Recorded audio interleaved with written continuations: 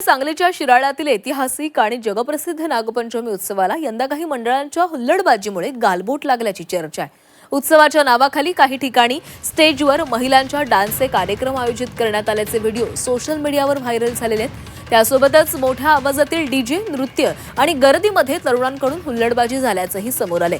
काही तरुण नशेमध्ये असल्याचं दिसत असल्याचा दावा केला जातोय। संतांनी सुरू केलेल्या या पारंपरिक उत्सवाच्या धार्मिक आणि सांस्कृतिक स्वरूपाला छेद देणाऱ्या प्रकारांबद्दल ग्रामस्थांनी नाराजी व्यक्त केली आहे। त्यामुळे शिराळ्याच्या नागपंचमीच्या परंपरेवर आता प्रश्न उपस्थित होत आहे। या ठिकाणी उत्सवाच्या नावाखाली यूपी बिहारमध्ये ज्या काही घटना घडतात, ज्या काही प्रकार करतात, अगदी बिभत्स प्रकारे मुलींना नाचवलं जातं आणि युवा पिढी त्यामुळं अगदी चुकीच्या मार्गाला जाण्याची शक्यता असते।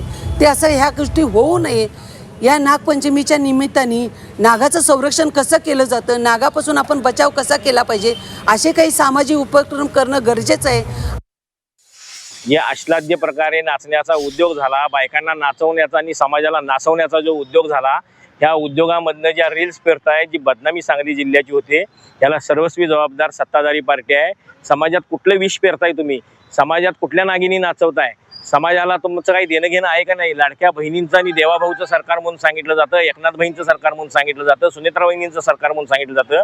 चित्रा वाघ, नीलमताई गोरे, आपण महिलांच्या सन्मानार्थ मोठे मोठे मोर्चे काढता, आंदोलनं करता, यावर काही बोलणार आहात का?